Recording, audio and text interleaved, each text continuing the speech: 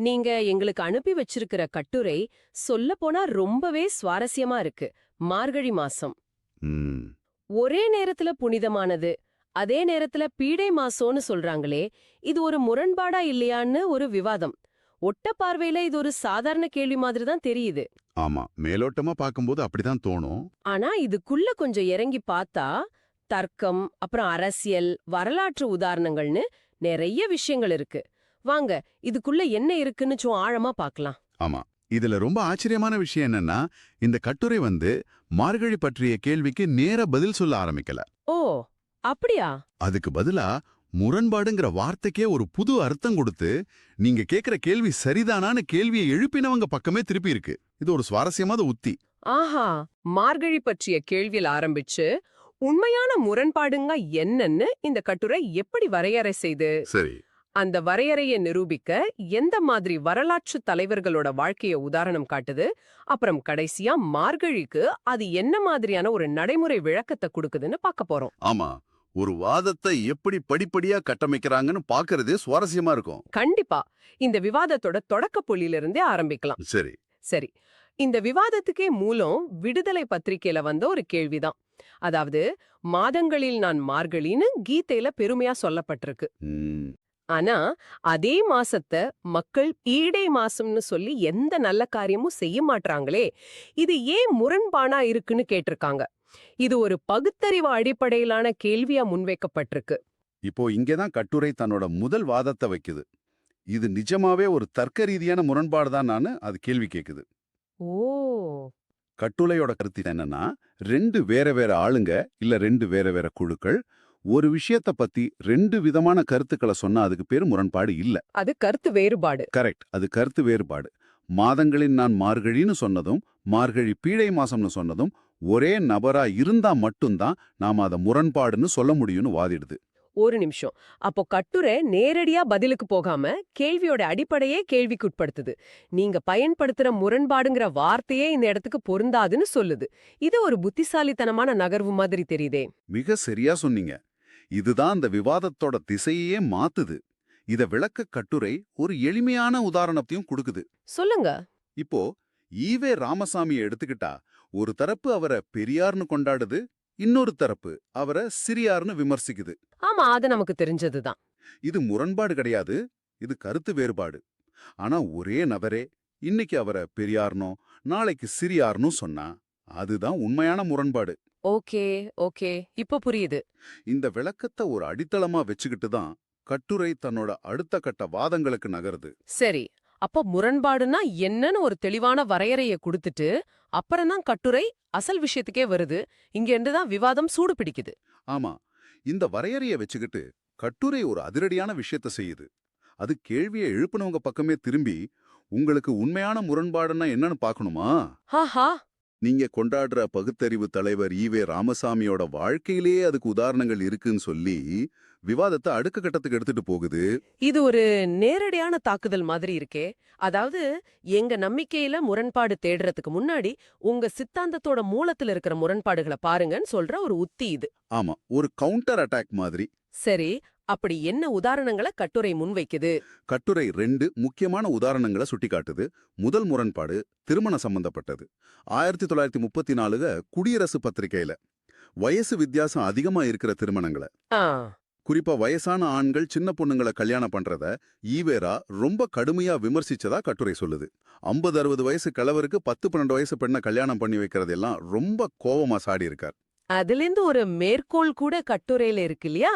சுயமரியாதை கல்யாணம் தக்க சரிசமமான வயது பொருத்தம் பார்த்தே செய்யப்படும் அப்படின்னு அவரே சொன்னதா குறிப்பிடப்பட்டிருக்கு. ஆமா. அப்போ சமமான வயசுங்கிறது சுயமரியாதை திருமணத்தோட ஒரு முக்கிய அம்சம்னு அவர் நம்பியிருக்காரு. ஆமா. ஆனா பல வருஷங்களுக்கு பிறகு அவரோட 70வது வயசுல அவரை விட 44 வயசு குறைவான மணியம்மைய அவரே திருமணம் செஞ்சுக்கிட்டத இந்த கட்டுரை முரண்பாடுகளுக்கெல்லாம் முரண்பாடுன்னு வர்ணிக்குது.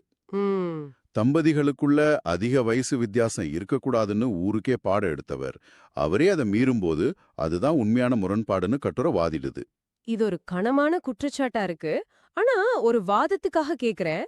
ஒருத்தரோட கருத்து ஒரு 30-40 வருஷத்துல மாறக்கூடாதா?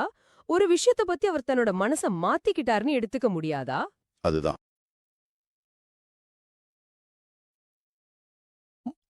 இந்த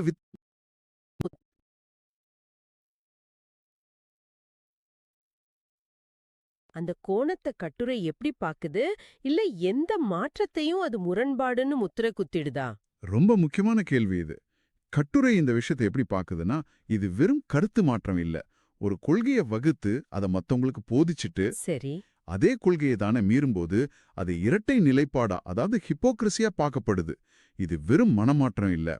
இது சொல் ஒன்று, செயல் வேறொன்றுங்கிற வகையில வருதுங்கிறது தான் கட்டுரையின் பார்வை. ஓ, அப்படியா பாக்குது? ஆமா. இந்த வித்தியாசத்தை தான் அது முரண்பாடுன்னு சொல்லுது. சரி. இந்த விளக்கம் ஒரு தெளிவு கொடுக்குது. கட்டுரையோட இரண்டாவது உதாரணம் என்ன? அதுவும் இதே மாதிரி வலுவா இருக்கா? இரண்டாவது உதாரணம் அரசியல் மற்றும் ஊழல் சம்பந்தப்பட்டது. முதல்ல ஈவேரா சொன்ன ஒரு கருத்த கட்டுரை மேற்கோள் காட்டுது. பொதுச் சொத்து என்றால் கொள்ளையடிக்க தகுந்தது என்பது ஒவ்வொருவனுடைய எண்ணமாக இருந்து வருகிறது. அப்படிப்பட்ட எண்ணமுள்ளவர்கள் ஒரு நாளும் பொது நிர்வாகத்துக்கு அருகதையுடையவர்களாக மாட்டார்கள். இது ரொம்ப உயர்வான ஒரு நெறிமுறை. ஆமா. பொது வாழ்க்கைக்கு வர்றவங்களுக்கு இது ஒரு அடிப்படை தகுதின்னு சொல்ற மாதிரி இருக்கு. ஆனா இதுலயும் ஒரு முரண்பாடு இருக்கிறதா கட்டுரை சொல்லுதா? ஆமாம். பல வருஷங்களுக்கு அப்புறம் 1969ல சென்னை திருவல்லிக்கேணில அவர் பேசின ஒரு பேச்ச கட்டுரை மேற்கோள் காட்டுது. என்ன பேசினார்? அந்த பேச்சில இந்த மந்திரி லஞ்சம் வாங்கினான், அந்த மந்திரி குடித்தான், அவன் பொம்பளையோடு போனான் என்பதெல்லாம் சாதாரணமானது. அடேங்கப்பா. இது ஜனநாயகத்தில் சாதாரணமாக நடக்கக்கூடியதே ஆகும். இதை ஒரு பெரிய குற்றமாகவோ குறையாகவோ கருத வேண்டிய அவசியமில்லை அப்படின்னு அவர் சொன்னதா கட்டுரை குறிப்பிடுது. இது இது நேரடியான 180 டிகிரி பல்டி மாதிரி இருக்கே. கொள்ளையடிக்க நினைக்கிறவன் பொது நிர்வாகத்துக்கே தகுதியற்றவன்னு சொன்னா அதே நபரா மந்திரி லஞ்சம் வாங்குறது சாதாரண விஷயம்னு சொல்றார். ம். இந்த ரெண்டு கருத்துக்கும் நடுவுல சமரசமே பண்ண முடியாதே. இத கட்டுரை ரொம்ப கடுமையா விமர்சிச்சிருக்கோன்னு நினைக்கிறேன். ஆமா. கட்டுரை இத வெட்கக்கேடான பல்டின்னு ஒரு கடுமையான வார்த்தையை பயன்படுத்தி விமர்சிக்குது. ம். இந்த ரெண்டு உதாரணங்கள் மூலமா கட்டுரை என்ன சொல்ல வருதுன்னா, இதுதான் உண்மையான முரண்பாடு. உங்க தலைவர்கிட்டயே இந்த மாதிரி நேரடியான முரண்பாடுகள் இருக்கும்போது, ரெண்டு வேற வேற தரப்பினர் மார்கழி மாசத்தை பத்தி சொல்றத போய் முரண்பாடுன்னு கேக்குறீங்களேன்னு கேள்வி அங்கே திருப்பி விட்டுடுது. ஆக இந்த விவாதம் ஈவேராவோட நிக்கலையா? இதுக்கப்புறமும் தொடருதா? ஆமா, கட்டுரை அதோட நிறுத்தல. அடுத்ததா இன்னொரு முக்கியமான திராவிட தலைவர் அண்ணாதுரையும் விவாதத்துக்குள்ள கொண்டு வருது. ஓ, அப்போ இது ஒரு தனிநபர் விமர்சனம் இல்ல, ஒரு சித்தாந்தத்தோட தலைவர்கள் மேலேயே வைக்கப்பட்ட ஒரு விமர்சனமா கட்டுரை இத மாத்துது. ஆமா, ஒரு பரந்த தாக்குதலா மாத்துது. அண்ணாதுரை சம்பந்தமா என்ன முரண்பாட்ட சுட்டி காட்டுது? கடவுள் இல்ல, கடவுள வணங்குறவன் காட்டுமராண்டி அப்படின்னு அண்ணாதுரை ரொம்ப தீவிரமா பேசினத கட்டுரை ஞாபகப்படுத்துது. இது அவரோட பகுத்தறிவு நிலைப்பாட்டோட உச்சம். ஆனா பிற்காலத்துல அவரே ஒன்றே குலம் ஒருவனே தேவன் அப்படின்னு திருமூலரோட வாக்கு அடிக்கடி பயன்படுத்த ஆரம்பிச்சாரே, அதத்தான் கட்டுரை சொல்ல வரதா? அதேதான். இத ஒரு கொள்கை முரண்பாடுன்னு கட்டுரை குறிப்பிடுது. கடவுளே இல்லைன்னு சொன்னவர் ஒருவனே தேவன்னு சொல்றது எப்படி சரின்னு கேள்வி கேக்குது. ம். இத பாதி பகுத்தறிவு பாதி ஆத்திகம்னு விமர்சிக்குது. ஆக இந்த உதாரணங்கள் மூலமா முரண்பாடுகளோட பிறப்பிடமாவே தலைவர்கள் இருக்கும்போது மார்கழி பற்றிய கேள்வி ஒரு பெரிய விஷயமே இல்லைங்கிறதான் கட்டுரையின் மையவாதம். இப்போ இந்த உத்தி முழுமையா புரியுது. மார்கழி பற்றிய கேள்வியில ஆரம்பிச்சு முரண்பாடுங்கிற வார்த்தையே உடைச்சு அந்த வரையறைய வச்சு கேள்வி கேட்டவங்களோட தலைவர்களையே விமர்சனம் செஞ்சு அவங்களோட வாதத்தை பலவீனப்படுத்திட்டு இப்போதான் கட்டுரை அசல் கேள்விக்கே திரும்ப வருது. ஆமா, கட்டுரை கொடுக்கிற விளக்கம் ரொம்ப எளிமையா இயல்பா ஒரு இயற்கை சார்ந்த விளக்கமா இருக்கு. அப்படியா? சொல்லுங்க. மார்கழி மாசங்கிறது அடிப்படையில அதிக மழை பெய்யற காலம். இந்த ஒரு விஷயத்தை வச்சுக்கிட்டாலே அந்த ரெண்டு பார்வைகளுக்குமான காரணத்தை புரிஞ்சுக்கலாம்னு சொல்லுது. அது எப்படி கொஞ்சம் விளக்க முடியுமா? முதலாவதா ஏன் அது புனிதமான மாசம்னு பார்க்கப்படுது. மார்கழி மாசத்துல பெய்யற மழை தான் அடுத்த ஒரு வருஷம் முழுமைக்குமான நீராதாரத்தை நிரப்புது. சரி. ஆறுகள், குளங்கள், ஏரிகள்னு எல்லாத்தையும் நிரப்பி விவசாயத்துக்கும் குடிநீருக்கும் உயிரினங்கள் வாழ்றதுக்கும் அடிப்படையா அமையுது. இந்த மாதிரி வருஷம் முழுக்க உயிர்களை வாழ வைக்கிற தண்ணீரை கொடுக்கறதால ஒரு சாரார் அது ஒரு உயிர் கொடுக்கும் புனிதமான மாதமா பார்த்திருக்கலாம். சரி சரி, இது அர்த்தமுள்ளதா இருக்கு. ஒரு வருடத்துக்கான ஜீவாதாரத்தையே கொடுக்கும் மாசம் புனிதமானதுதான். அப்போ பீடை மாசம்ங்கிற பார்வை எங்கிருந்து வருது? அது அதே மழையோட இன்னொரு முகம். சில நேரங்கள்ல இந்த மழை அளவுக்கு அதிகமா பெய்யும் போது வெள்ளப்பெருக்கா மாறுது. ம். பயிர்களை அழிக்குது, வீடுகளை மூழ்கடிக்குது, மக்களின் இயல்பு வாழ்க்கைய முடக்கி போடுது. உயிர் வாழ தேவையான தண்ணீரை கொடுக்கிற அதே மழை வாழ்வாதாரத்தையே அழிக்கிற ஒரு பேரழிவாவும் மாறுது. ஓஹோ! இந்த அழிவை தர்ற வாழ்க்கைய சங்கடப்படுத்துற குணத்தால இன்னொரு சாரார் அத ஒரு பீடை பிடிச்ச தரித்திரம் பிடிச்ச மாதமா பார்த்திருக்கலாம். ஆஹா! இப்ப ரொம்ப தெளிவா புரியுது. இது முரண்பாடே கிடையாது. இது ஒரே நாணயத்தோட 2 பக்கங்கள் மாதிரி. ஒண்ணு மழையோட ஆக்கப்பூர்வமான சக்திய பாக்குது, இன்னொன்னு அதோட அழிவு சக்திய பாக்குது. கரெக்ட். இது ரொம்ப யதார்த்தமான நடைமுறைக்கு ஏத்த விளக்கமா இருக்கே. மிக சரியா சொன்னீங்க. அதனால கட்டுரை என்ன முடிவுக்கு வருதுன்னா, இது ஒரு தர்க்க ரீதியான முரண்பாடே கிடையாது. இது வெவ்வேறு சூழ்நிலைகள்ல வெவ்வேறு அனுபவங்களோட அடிப்படையில உருவான 2 வேற வேற கண்ணோட்டங்கள், அவ்வளவுதான். அப்போ இந்த முழு விவாதத்துல இருந்தும் நாம என்ன தெரிஞ்சுக்கிறோம்னு பார்த்தா, மார்கழி மாசத்த பற்றிய ஒரு எளிய கேள்வியில ஆரம்பிச்சு, தர்க்கம், அரசியல் வரலாறு, சொல்லாடல் உத்திகள், ஆமா, அப்புறம் கடைசியா பருவநிலைன்னு ஒரு பெரிய பயணமே போயிட்டு வந்திருக்கோம். ஒரு கேள்வி எப்படி பல கிளைகளாக பிரிஞ்சு ஆழமான சிந்தனைகளுக்கு வழிவகுக்கும் என்பதற்கு இது ஒரு சிறந்த உதாரணம். ஆமா.